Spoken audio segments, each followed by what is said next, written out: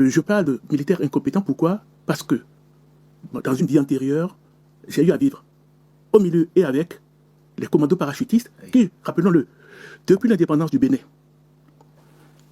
ils ont participé à tous les putschs qui ont réussi de 1960 à 1972. Depuis 1972, il n'y a plus jamais eu aucun putsch réussi dans notre pays. Il y a eu des tentatives qui ont échoué. Mais quand on s'y...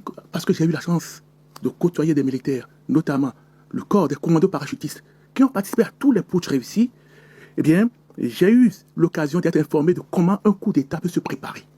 Je veux dire, très brièvement, un coup d'État, ça peut réussir, ne pas réussir.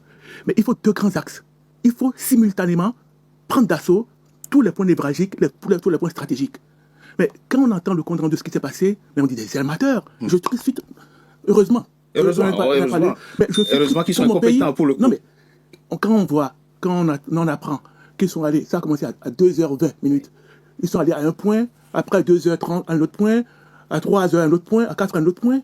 Mais l'échec est déjà là. Mais ce qui m'attriste, c'est le grade de ceux qui ont pris, enfin, qui ont dirigé cette affaire-là. Oui. Vous dites, mais je suis triste pour que des gens comme ça l'amateurisme de ces gens-là, mais ça donne des conséquences dramatiques. Il y a eu des familles éplorées, il y a eu d'autres victimes. J'aimerais, à l'entame de votre émission, avoir une pensée pour ces personnes-là. Maintenant, bien évidemment, pour arriver au sujet qui nous préoccupe,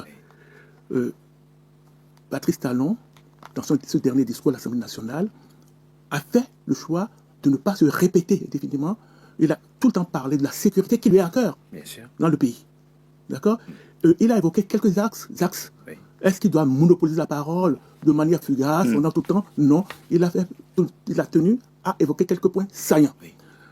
J'ai entendu M. Jonathan nous parler de l'insécurité, de quelques actions, de quelques, malheureusement, faits divers isolés, faits de société isolés, pour caricaturer.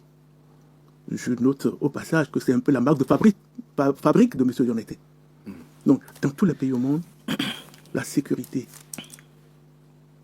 a des failles. 100% n'existe nulle part. C'est pas moi qui ai dit.